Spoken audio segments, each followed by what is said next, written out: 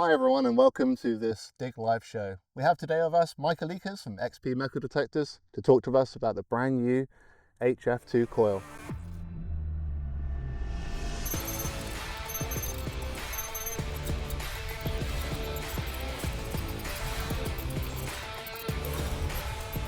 Today we'll be discussing the frequency it goes up to, the new patch that goes along with it, the agile design, battery shaft, and all the improvements along the way. Thanks again for joining us, Michael. It's a wonderful day today. Yep, absolutely. We've come out into a remote location to obviously show you the coil and to demonstrate some of its features as well. HF2 coil. Here it is. Let's have a look. Yep, absolutely. So it's an elliptical coil, similar to what we did with the original HF coils. Okay. As you can see, it is now HF2, which of course means that it is a high frequency coil running fast multi-frequency technology. Okay. And that's going to be one of the first high frequency coils using multi-frequencies available on the market. Wow, that's amazing, isn't it? And just compare the size wise here, you know, you could be using this just like you'd be using the 9 as well. So yeah, really impressive stuff. Tell me a little bit about, thank you. Tell me a little bit about the max frequency. So I hear it goes up to 120. Can you fill me in a little bit about what are the max frequencies? I assume there's a stepping stone of this. Can you tell us what they are? Of course, yeah. So it's a fast multi-frequency coil, which means predominantly it will want to use multi-frequency programs. Any program inside the RC that is a multi-frequency program will essentially give you the option to select different max frequency settings. Okay. Now, very similar to the coil that you've just shown. Yep, the 9. You have 3 max frequency settings. When you use the HF2 coil, you essentially go into HF2 mode, which gives you access to different high max frequency settings.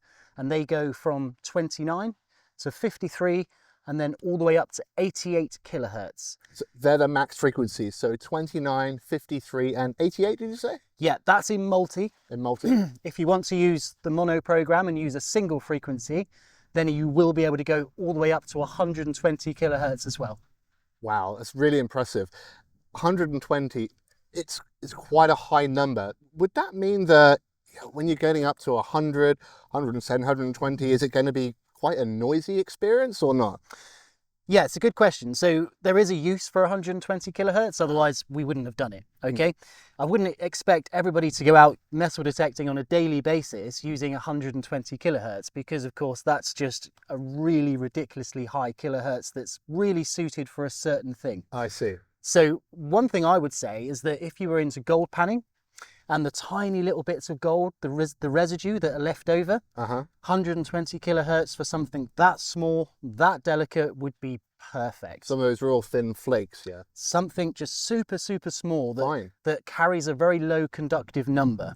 So I'm talking 18, 19, 20, those kind of low numbers. Because they're so small, 120 kilohertz in mono will really make them jump out and you'll hear them much better than you would if you were using a standard multi-frequency program. That's really interesting. Thank you for that. And you said about a max frequency that was in the 20s as well. So, that means that, I mean, theoretically, you tell me if I'm wrong here, could you use, say, like a deep HC program type or relic mode with this to punch some of those lower numbers as well, get some of those targets in that area? Yeah, of course. I mean, it's an elliptical coil, so it's not going to be as deep as, say, a 13-inch coil, an 11-inch coil.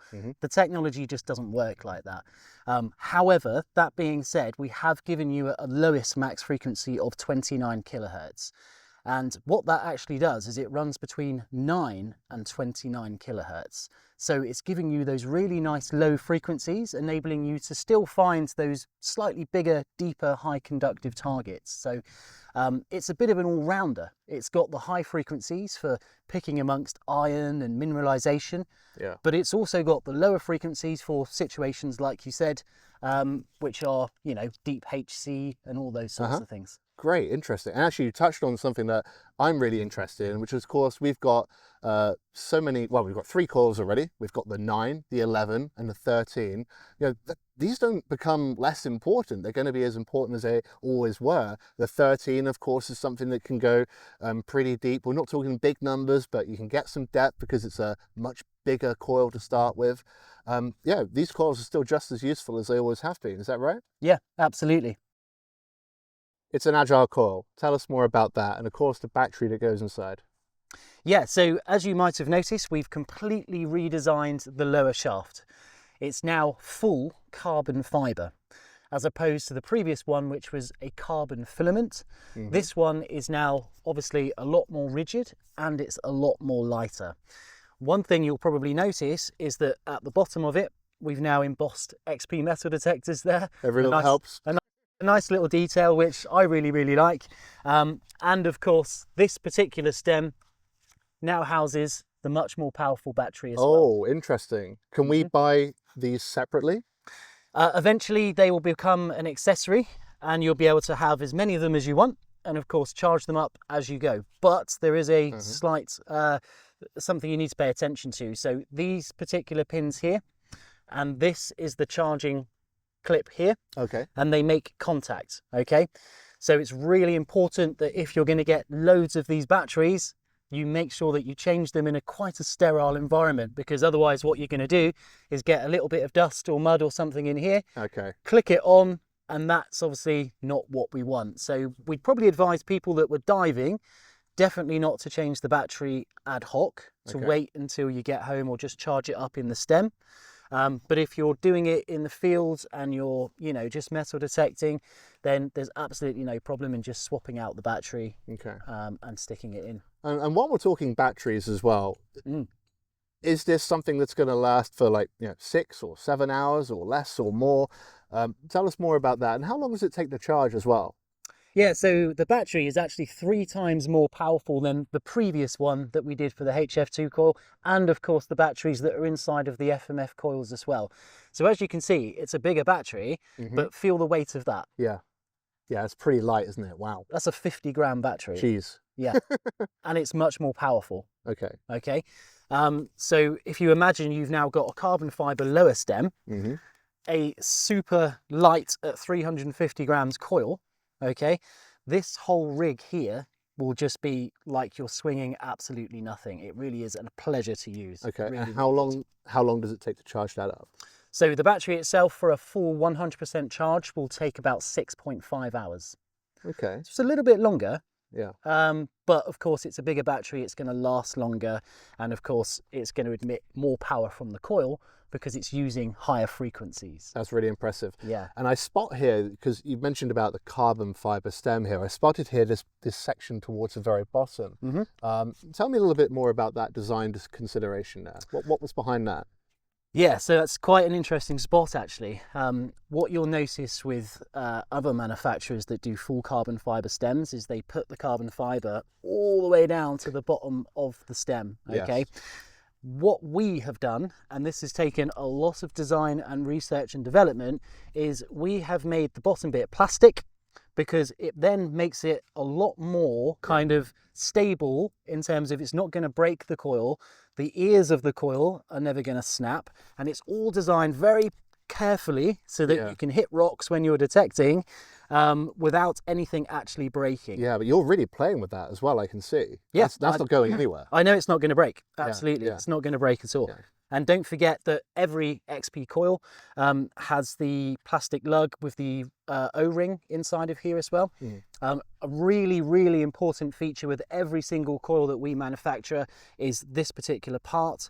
And there's a replacement kit that you can get for this particular locking nut and the O-ring. And we recommend that you replace that once a year or something like that, because it's that little plastic ring that really does allow the maximum amount of flex inside of this coil. So it's all very, very cleverly designed to last forever. That's really interesting. I love that.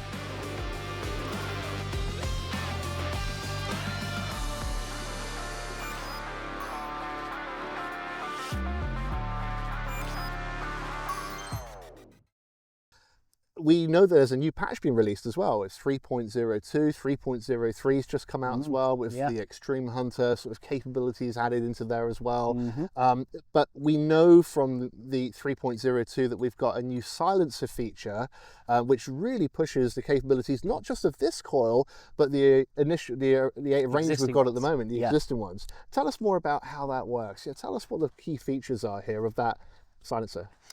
Yeah, so there's several new features with the new firmware. Obviously, you've got the negative silencer option now. You've also got another feature which I really like, and that's called the ground iron brake. You find that in the tones menu, by the way. So you just go through the tones and it will be the last one in the menu, and you'll see ground iron brake, and you can adjust that into the minus. And of course, you've got the different audio option for the Extreme Hunter, which is now PI, so it's pulse induction audio, which is a really cool feature.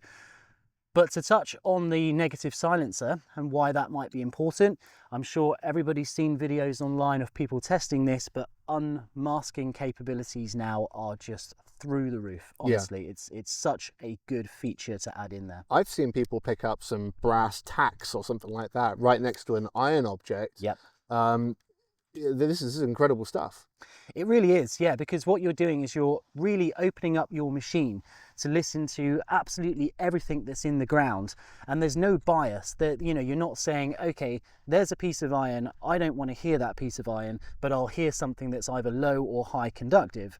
What you're basically doing is just opening it right up, allowing you to hear pretty much everything the ground has to offer that's metallic, and that then gives you the choice of what to dig, rather than the metal detector discriminating the things that you've previously set it to. So, you know, in terms of the possibilities, you're going to be able to go to places that you probably thought were hunted out.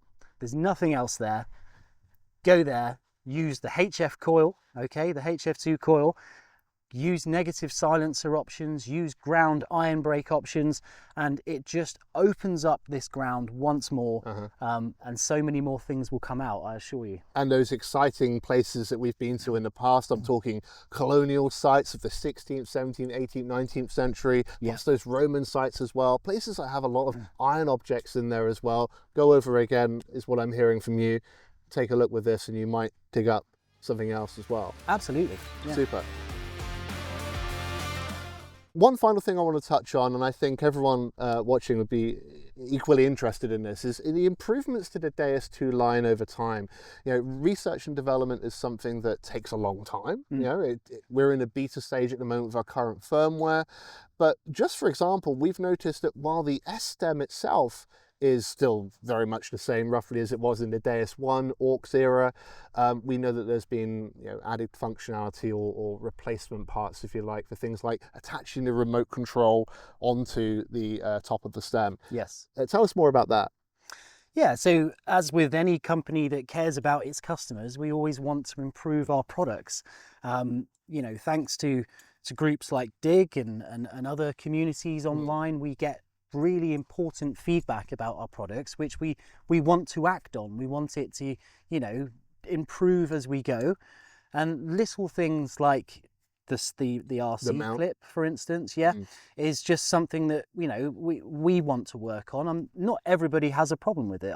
I've never had a problem with the RC clip, but I know some people have. But the fact is there that it exists. It's something, it's some feedback that's come through. It hit the market, I think it was last year, August, September, thereabouts. And for those that have trouble with that, you can purchase something. It goes in the top. It looks exactly the same as the original. Bang, goes on that bit easier and stays on too. Yeah, it's a really cheap part. You can order it from any distributor. So just contact whoever it was that you bought your XP Deus 2 or XP Deus or whatever. Contact them, ask for a replacement part if it breaks, and they'll just ship it to you. It's super easy. It's 2 screws to fit, and it we'll really lock it on. But we're always listening, and we always want to improve. So I'm glad you brought it up.